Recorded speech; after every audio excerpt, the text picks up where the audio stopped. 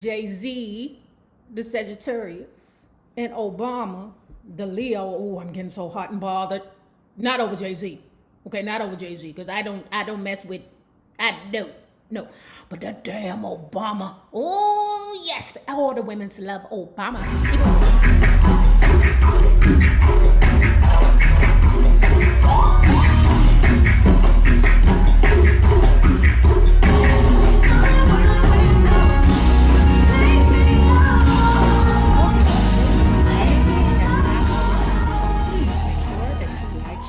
And subscribe to this video because it is so important to my success here on the YouTube. And if you do not have a retirement/investment plan in place through your employer, please check out the Acorn app below.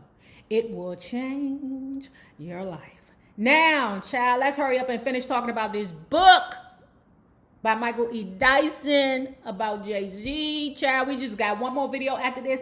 I'm so excited because I'm about to start talking about this Morris Day book, child, because he is giving all the juice about mad respect for Michael E. Dyson for doing this. But like I say, this book read like a textbook. You cannot tell me that Michael E. Dyson is not going to use this book to teach one of his kids. Or not one of his kids, one of his classes. This book reads just like a textbook. Do you know how hard it is to make a goddamn college textbook funny? So anyway, he opens up with this section where he is talking about Jay-Z's association with politics. How he speaks about how he starts here and ends up this successful businessman/rapper. He talks about how Obama started off in the Senate in Illinois and ended up in the presidency.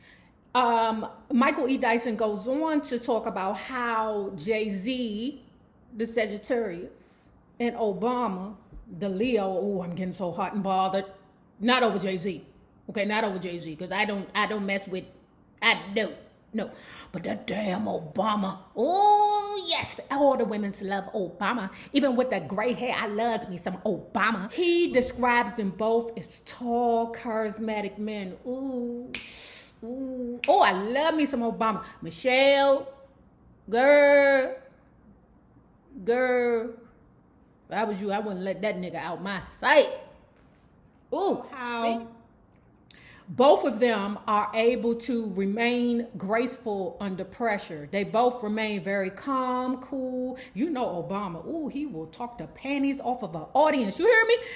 Obama is like the Teddy P of politics. You hear me? He is like the Teddy Pendergrass of politics. He goes on to expound how both the men married very strong women, Virgos. He goes on to talk about how both of them, Jay-Z and Obama, had strained relationships with their father. Now, unlike Obama said, fuck the nigga. Jay-Z reunited with his father. I think he did it. He hadn't seen his father since he was like 11 or 12. And then after years went past, he reunited with his dad.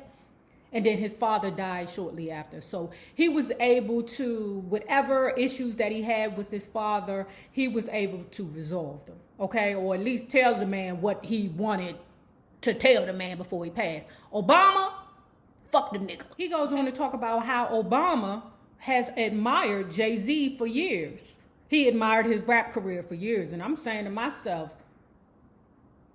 that's strange for a Leo to admire anybody other than themselves, okay? But that's strange, but I mean, he is a Sagittarius. They're both very, charismatic, strong men who are firm, but then on the inside, they be so soft, like they call the Cancer the crab, but for real, it be like all them fire signs, or they be tough as hell, child. On the outside, they be like bricks, you hear me? But on the inside, they be like ice cream. We go on to talk about more politics in regards to Jay-Z and Beyonce and how they campaigned for Obama and later on campaigned for Hillary Clinton. Good job.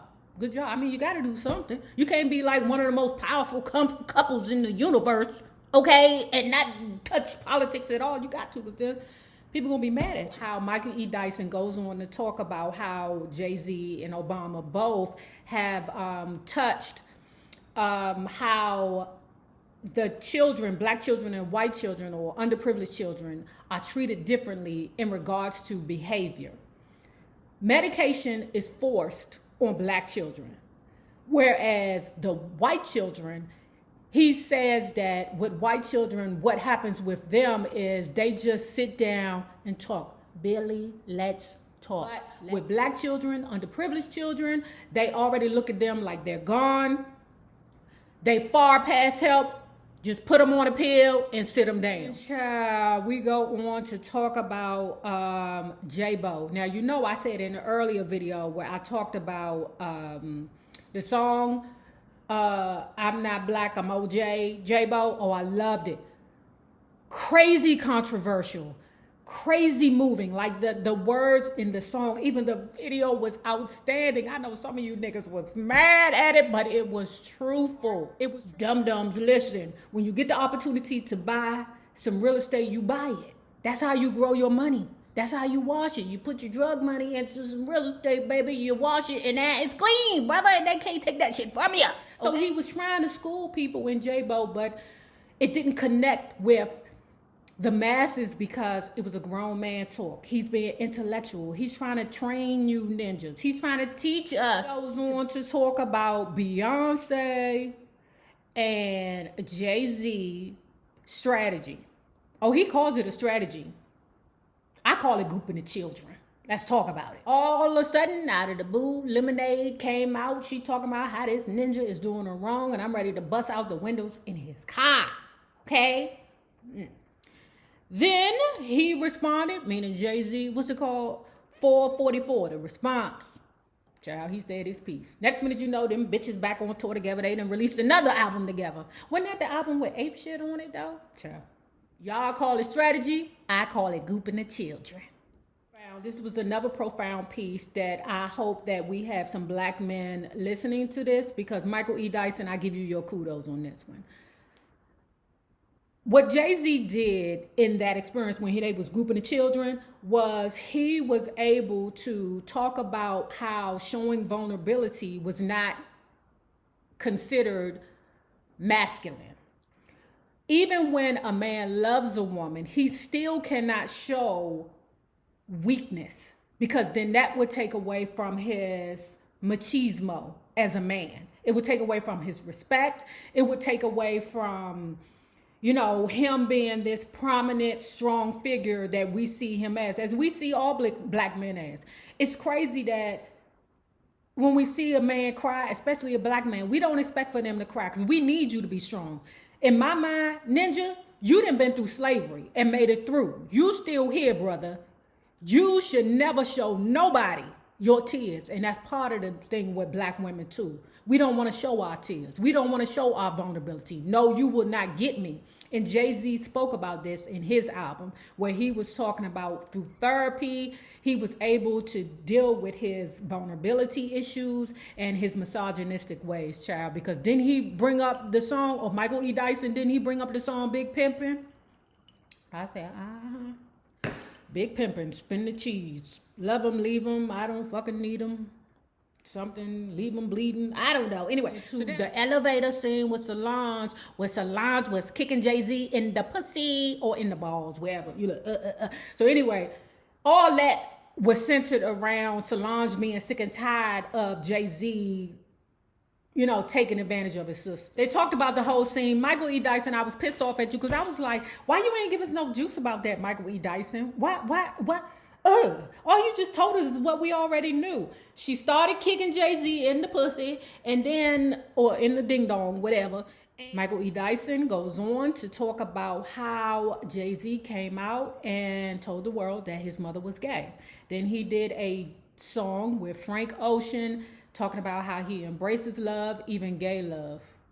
Why wouldn't he? Oh, child. Anyway, then we're going to close it up with this little piece that I feel like is a Michael E. Dyson. I give it to you. I'm trying to hurry up and finish this book so I can talk about Morris Day. But what he said was that some of these rap lyrics should be considered art and creations, just like Ain't I a Woman by Sojourner Truth. I Know Why the Cage Bird Sings, Maya Angelou. Let me tell you something. I read that book as a little girl. Okay? That book, listen, I don't know what it is about Washington, D.C. public school, even though I didn't go. Well, I went to public school in the 9th grade, but, you know, like, Washington, D.C. public school was not playing with your ass. You, in order for you to get out of school, you had to read all these different books, child. They wanted you to know your black history. Now, I don't know what the hell they teaching you now in D.C. public school. I don't know. I had to read all them books, child. Go Tell It on the Mountain. Or did I read that in college? No, you know what? I read Go Tell It on the Mountain in the 12th grade. Yeah, you had to read certain books to get the hell out of D.C. public school. Okay, one of them was Animal Farm, something like that. I don't know, child. I don't know. That was 40 years ago, girl. I don't know. 40. But anyway, I also feel that rap lyrics that move like J-Bo should be held as the same regard as some of the words that were given by Sojourner Truth, Maya Angelou, because they move. They move you physically and metaphorically, okay? True. They wake you up. They give you conscious, okay? Child. So anyway, we got one more video after this, y'all, and then you're going to get the Morris Day. I'm so excited.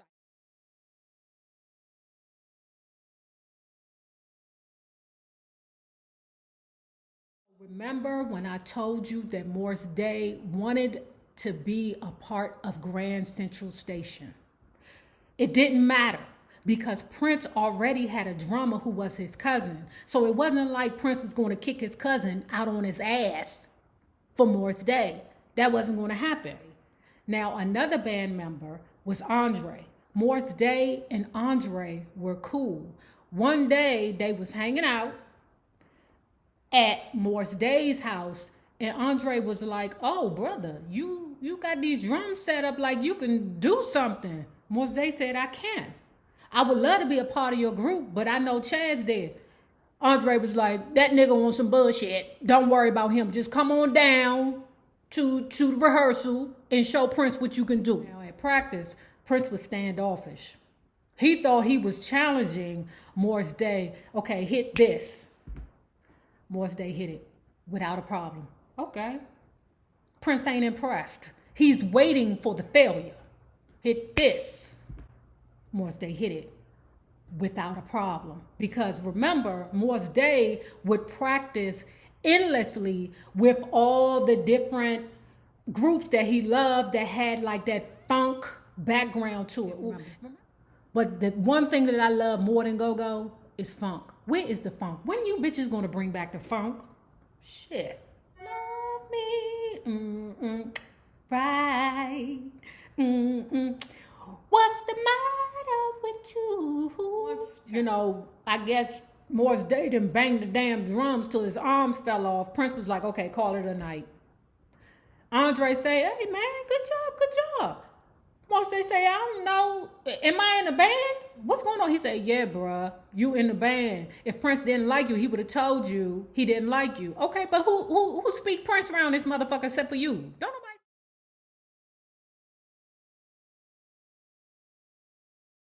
Guys.